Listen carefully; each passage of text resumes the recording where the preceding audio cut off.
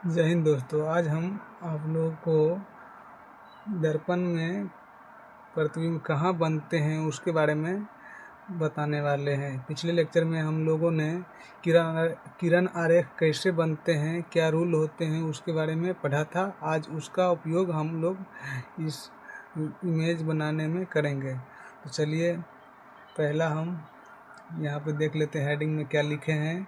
अवतल दर्पण के सामने विभिन्न दूरी पर रखी वस्तु के प्रतिबिंब कैसे बनेंगे यदि अलग अलग दूरियों पर रख दी जाए तब। जैसे पहला कंडीशन क्या है, जब वस्तु एफ यानी कि फोकस और पी यानी कि ध्रुव के बीच हो तो प्रतिबिंब कैसा बनेगा उसके बारे में देखते हैं। तो चलिए यहाँ पर देखिए, ये ध्रुव है तो और ये फोकस है। तो फोकस और ध्रुव के बीच हमने इमेज को रख दिया है यहाँ पर। अब इसको देखते हैं कैसे बनता है। तो यहाँ पर देख लीजिए, यहाँ पर इमेज एक वस्तु को रखे हैं, वस्तु से प्रकाश की किरण जाकर के दर्पण से टकराती है। तो हमने पिछले लेक्चर में पढ़ा था, दर्पण से टकराने के बाद कोई जब समांतर किरणें, मुख्य अक्ष के समांतर किरणें दर्पण से टकराते हैं तो वो फोकस से होते हुए वापस जाती हैं। तो देखिए यहाँ से फोकस से होते हुए ये वापस जा रही है। तो यहाँ तक समझ में आ गया होगा। अब इसी पॉइंट को यहाँ पर हम हमको और रूल पता है कि जब वक्रता केंद्र की दिशा में प्रकाश की किरणें दर्पण से टकराती हैं तो वो उसी पथ पर वापस लौट जाती हैं। जैसे यहाँ पर देखिए, हमने यहाँ से वक्रता केंद्र की दिशा में एक रे खींचा है दर्पण पर, तो वो उसी दिशा में जा कर के दर्पण से टकराने के बाद उसी पथ पर वापस लौट गई हैं इधर। तो देखिए, ये यहाँ से बीच की दूरी देख लीजिए, यहाँ पे जितना दूरी है और यहाँ पे जितना दूरी बढ़ते जा रहे हैं, यानी कि ये आगे इस तरफ कभी नहीं मिलेंगे। तो इसका मतलब ये हुआ कि ये आगे नहीं मिलेंगे तो पीछे कहीं मिला हुआ, क्योंकि इमेज तो बनेगा, प्रतिबिंब तो कहीं ना कहीं बनेगा। तो देखिए यहाँ पे ये पीछे में बना हुआ प्रतीत हो रहा है, आगे नहीं बनेंगे तो पीछे बना है। तो पीछे बना है तो देख लीजिए, यहाँ पे डॉट डॉट लाइन को हम यदि पीछे एक्सटेंड कर दिए तो यहाँ पर जा कर के ये आपस में इंटरसेक्ट कर गए, यानी कि आपस में कट गए। तो इसका मतलब यहाँ पर इमेज बना होगा। तो देख लीजिए ये इमेज बना है, इसका प्रकृति किस तरह का है वो देख लीजिए। तो अभी आप लोग समझ में आया होगा कि फोकस और ध्रुव के बीच यदि किसी वस्तु को रखते हैं तो उसका प्रतिबिंब दर्पण के पीछे बनते हैं। कहाँ बनते हैं तो स्थिति में लिखना है यहाँ पर दर्पण के पीछे। तो लिख देते हैं दर्पण के पीछे। चलिए अब प्रकृति देख लीजिए। प्रकृति में ये इमेज देखिए, इसे खड़ा है और ये इमेज भी इसी तरह खड़ा है, यानी कि ये दोनों एक दूसरे के समान ही दिख रहे हैं। समान मतलब समान नहीं कह सकते, एक दूसरे के सीधे में, क्योंकि ये भी ऊपर की ओर है, इसका सिर भी ऊपर की ओर है, इसका सिर भी ऊपर की ओर है, मतलब ये दोनों आपस में सीधा है। तो प्रकृति में एक होगा सीधा और दूसरा देख लीजिए ये दर्पण के पीछा है। तो ये हमें वास्तविक रूप से नहीं दिखते हैं, ये आभासी प्रतिबिंब बनता है। तो आभासी प्रतिबिंब देखिए डॉट डॉट लाइन से, यहाँ पे डॉट डॉट लाइन से हमको बनाना चाहिए था। तो ये आभासी बना है, तो सीधा और आभासी। प्रकृति कैसा है इस प्रतिबिंब का, सीधा और आभासी। और आकार देख लीजिए, ये वस्तु कितना छोटा था, हम जब वस्तु को दर्पण के सामने रखे थे ये कितना बड़ा बन गया है। तो इसका मतलब ये बड़ा बनता है, बड़ा। तो देख लीजिए, हमें आशा है कि ये पॉइंट आप लोगों को समझ में आया होगा कि जब वस्तु को फोकस और ध्रुव के बीच रखा जाता है तो वो प्रतिबिंब दर्पण के पीछे बनते हैं, सीधा बनते हैं, आभासी बनते हैं और बड़ा बनते हैं। ये चारों पॉइंट आप लोगों को माइंड में याद होना चाहिए। तो चलिए अब आगे बढ़ते हैं नेक्स्ट पॉइंट की तरफ। यहाँ पे दूसरे पॉइंट में हमने क्या लिखा है, जब वस्तु F पर स्थित हो, यानी कि फोकस पर स्थित हो, तो देख लीजिए ये कैसा प्रतिबिंब बनेगा।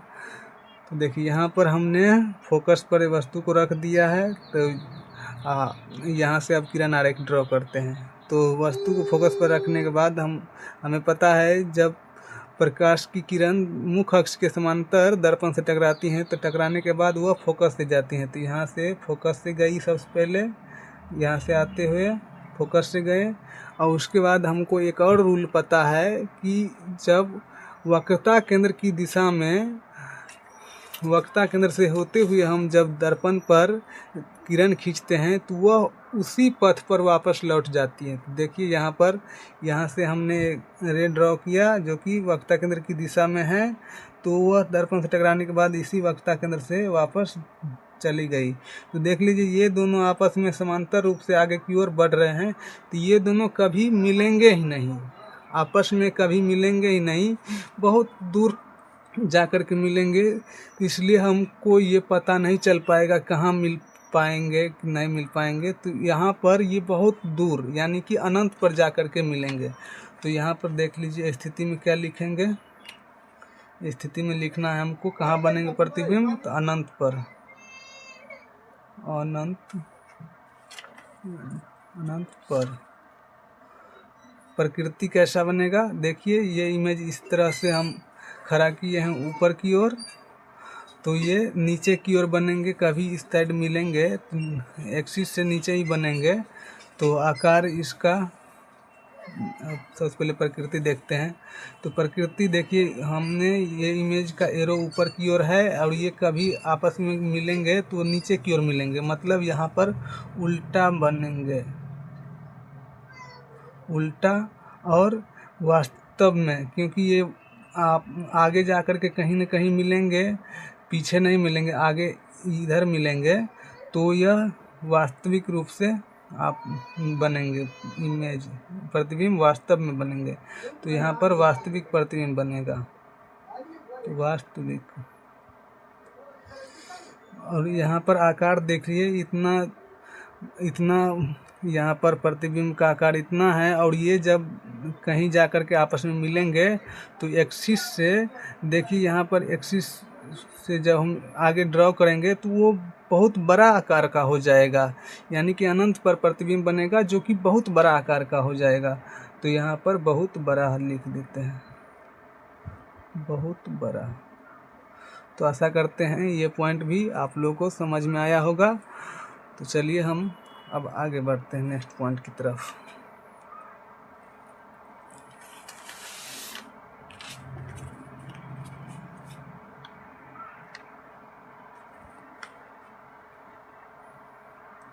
तो चलिए अब यहाँ पे तीसरे पॉइंट में हमने क्या लिखा है, जब वस्तु वक्रता केंद्र और फोकस के बीच स्थित हो। तो वक्रता केंद्र और फोकस के बीच स्थित हो, तो हमने यहाँ पर एक इमेज ड्रॉ कर दिया है। यहाँ पे देखिए ये फोकस है, ये वक्रता केंद्र है, इसके बीच हमने एक जगह वस्तु को रख दिया है। तो हमको क्या पता है कि वस्तु से जब प्रकाश की किरण दर्पण पर पड़ेगी, ये मुख्य अक्ष के समांतर जा रही है, इस कारण यह दर्पण से टकराने के बाद फोकस से होकर के गुजरेंगे। तो फोकस से होकर के गुजर गए इधर। अब हमको और एक रूल पता है कि जब वक्रता केंद्र की दिशा में वक्रता केंद्र की दिशा में किरण जाएंगे तो वह टकराने के बाद उसी पथ पर लौट जाएंगे। यहाँ पर देखिए ये वक्रता केंद्र का दिशा है, वक्रता केंद्र से हमने यहाँ पर लाइन ड्रॉ कर दिया है इस इमेज को छूते हुए, इसके सिर को छूते हुए। तो ये दर्पण से टकराने के बाद उसी पथ पर लौट जाएंगे और लौटने के क्रम में ये आगे जाते हुए यहाँ पर इंटरसेक्ट कर जाएंगे, यानी कि कट जाएंगे। तो यहाँ पर इमेज बन गया। तो ये इमेज देख लीजिए, ये इमेज का सिर ऊपर की ओर है, ये सिर नीचे की ओर है, मतलब उल्टा बन गया। तो हम लोग स्थिति में क्या लिखेंगे, सबसे पहले यहाँ पे प्रकृति में लिख देते हैं उल्टा हो गया। और यहाँ पर देख लीजिए ये छोटा था इतना और ये बड़ा बन गया, इसके आकार में ये बड़ा बन गया। तो यहाँ पर आकार में लिख दीजिए बड़ा। इसका देखिए उल्टा है और वास्तव में यहाँ पर कटा है, तो वास्तविक प्रतिबिंब। एक बात याद रखिए, वास्तविक और उल्टा दोनों हमेशा साथ आते हैं। जब आभासी आएंगे तो वो हम सीधा हो जाएंगे और ये वास्तविक हमेशा उल्टा ही होंगे। और यहाँ पर स्थिति देख लीजिए, स्थिति यहाँ पर वक्रता केंद्र है और इधर कहीं इन्फिनिटी है। तो यहाँ पर हम लोग लिख देंगे स्थिति कहाँ प्रतिबिंब बना है, तो वक्रता केंद्र और सी और अनंत के बीच। तो अनंत का सिंबल ये होता है के बीच। चलिए आशा करते हैं ये पॉइंट भी आप लोग को समझ में आया होगा, तो इसको आप लोग याद रखिएगा। चौथे पॉइंट की तरह हम लोग आगे बढ़ते हैं। देखिए यहाँ पर क्या लिखा है, वक्रता केंद्र पर हो। जब वस्तु वक्रता केंद्र पर हो, तो यहाँ पर देख लीजिए हमने वस्तु को वक्रता केंद्र पर रखा है। अब यहाँ से लाइन ड्रॉ करते हैं। वक्रता केंद्र पर रखे हैं तो यहाँ से जब हम मुख्य अक्ष के समांतर किरण को दर्पण से टकराएंगे तो वह टकराने के बाद फोकस से होकर गुजरेंगी, जो कि हमने पिछले लेक्चर में पढ़ा था। तो फोकस से होकर गुजार दिए।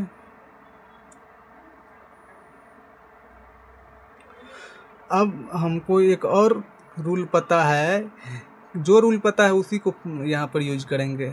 जब हम किसी किरण को फोकस से होकर के गुजारेंगे तो वह दर्पण से परावर्तन के बाद मुख्य अक्ष के समांतर वापस लौटेंगे, जो कि हमने पिछले लेक्चर में पढ़ा था। तो यहाँ पर देख लीजिए, यहाँ से हम इस बार फोकस से होकर गुजारेंगे।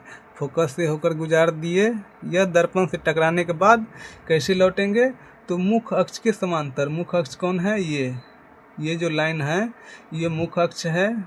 तो मुख्य अक्ष के समांतर यानी कि उससे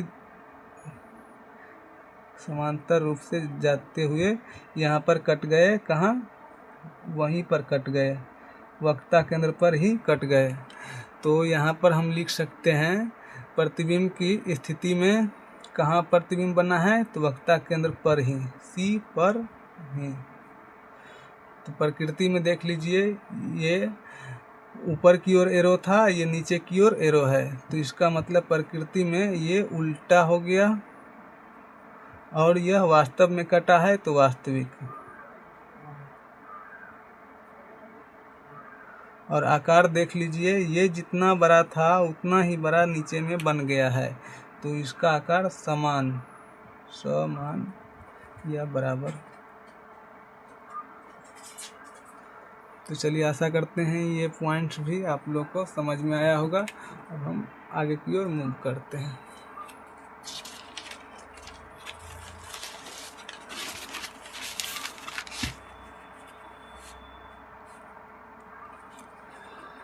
चलिए अब यहाँ पे देख लीजिए 5वें पॉइंट की तरफ। जब वस्तु सी और अनंत के बीच हो, यानी वक्रता केंद्र और अनंत के बीच हो, तो प्रतिबिंब किस प्रकार के बनेंगे, ये हम अभी लाइन ड्रॉ करते हैं। देखिए यहाँ पर देख लीजिए वक्रता केंद्र है, ये इन्फिनिटी है यानी कि अनंत है। तो यहाँ से हम लोग किरण आरेख खींचते हैं। देखिए ये मुख्य अक्ष के समांतर जाते हुए दर्पण से टकराएंगे, तो कैसे वापस लौटेंगे, क्या रूल है, तो फोकस से होकर के गुजरेंगे। तो फोकस से होकर के गुजर गए, ये फोकस से होते हुए गुजर गए। देखिए गुजर गए। अब हमको और क्या रूल पता है कि वक्रता केंद्र से होकर के यदि जाएंगे तो वह उसी पथ पर लौट जाएंगे। तो यहाँ पर से हम वक्रता केंद्र से होकर के गुजार देते हैं। स्केल से बनाना चाहिए था हमको ये दर्पण। तो देखिए ये इस तरह से गए हैं, वक्रता केंद्र से होते हुए दर्पण से टकराने के बाद यह वापस उसी पथ पर लौट गए हैं। तो देखिए इसका इंटरसेक्शन पॉइंट कहाँ है, ये। तो इसका मतलब प्रतिबिंब यहाँ पर बना होगा, तो प्रतिबिंब यहाँ पर बना देते हैं। तो देख लीजिए पहला ये देखिए स्थिति लिखते हैं, प्रतिबिंब की स्थिति।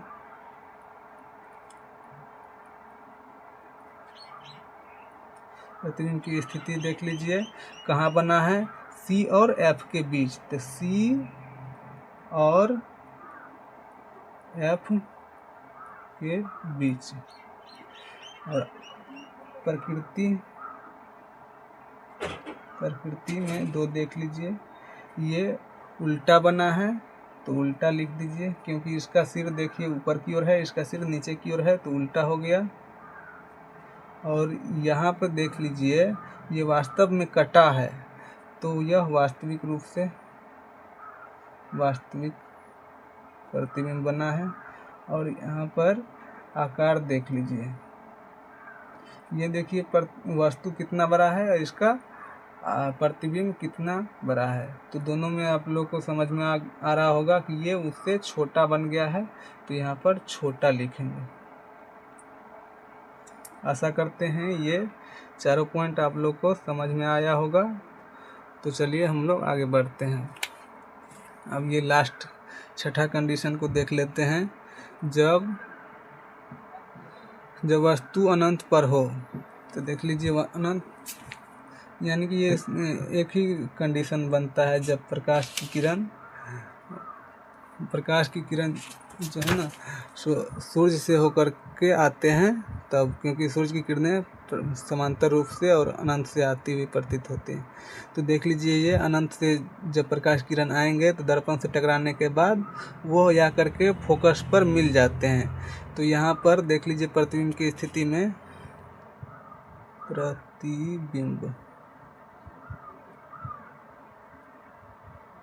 यहाँ पर लिखिए स्थिति कहाँ बना है, जब अनंत पर वस्तु को रखे और उसका प्रतिबिंब कहाँ बनता है, तो फोकस पर बना है, एफ पर। प्रकृति देख लीजिए, प्रकृति में दो है, एक उल्टा, यहाँ से हम इधर एक कहीं इससे इमेज यानी कि यहाँ पर वस्तु रखेंगे तो ये मुख्य अक्ष के ऊपर रखा है और ये नीचे की ओर बन गया है मुख्य अक्ष से, तो यहाँ पर उल्टा बन गया है, तो उल्टा। और ये वास्तव में कटा है तो वास्तविक। और इसका आकार देख लीजिए, देखिए ये अनंत पर रखा होगा वस्तु तो उसका आकार बहुत बड़ा होगा, उसके तुलना में यहाँ पर इतना छोटा सा प्रतिबिंब बना है, तो यहाँ पर लिखेंगे बहुत छोटा प्रतिबिंब। प्रतिबिंब के आकार कितना है, बहुत छोटा।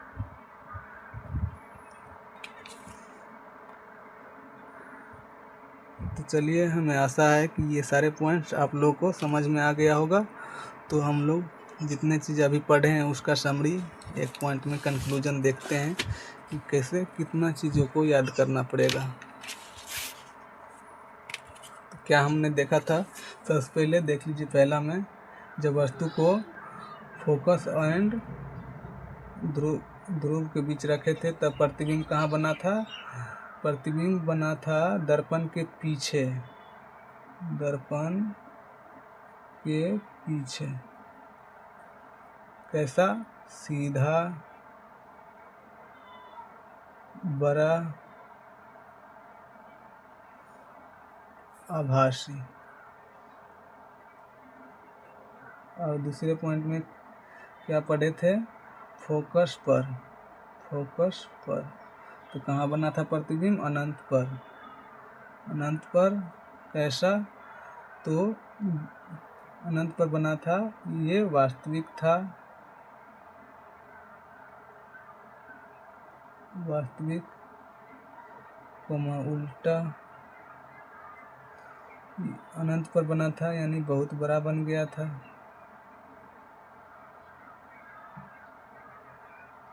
बहुत बड़ा। और वास्तविक हो गया अनंत पे, ठीक है। इसके तीसरे पॉइंट में फोकस एंड वक्ता केंद्र के बीच रखे थे तब, तो वक्ता केंद्र एंड अनंत के बीच बन गया था प्रतिबिंब। कैसा बना था, वास्तविक, उल्टा।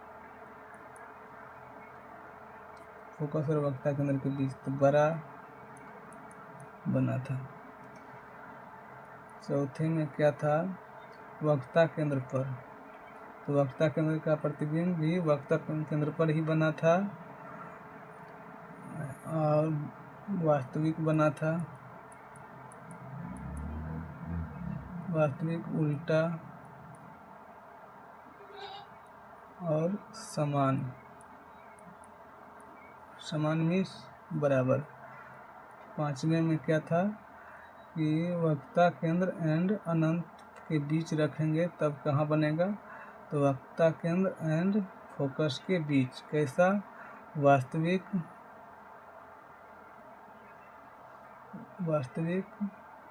उल्टा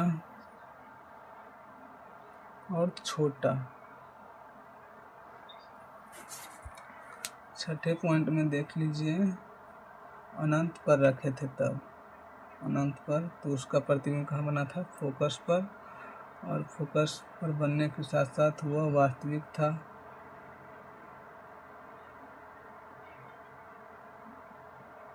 उल्टा, बहुत छोटा।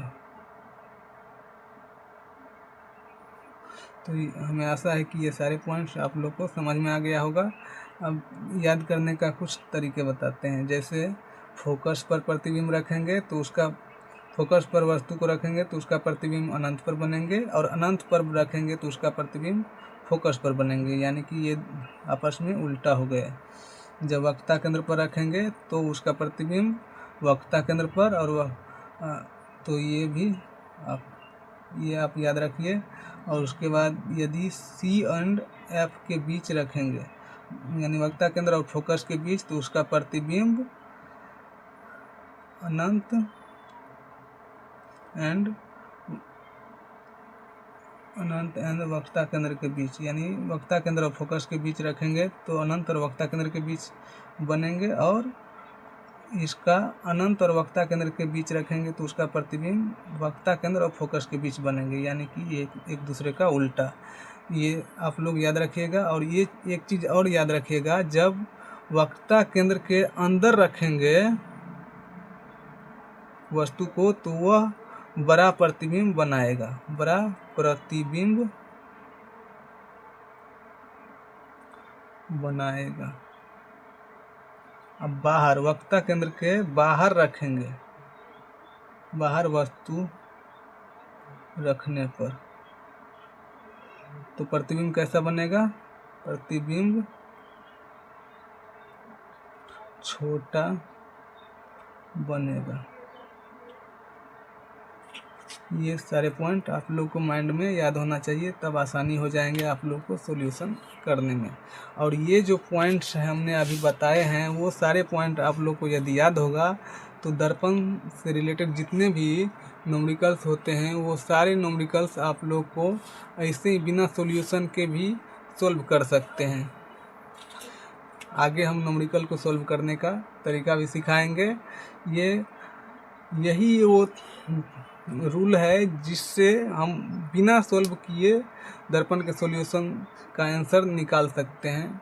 आगे उसके बारे में भी आप लोग देखिएगा। तो चलिए आज के लिए बस इतना ही। Thank you.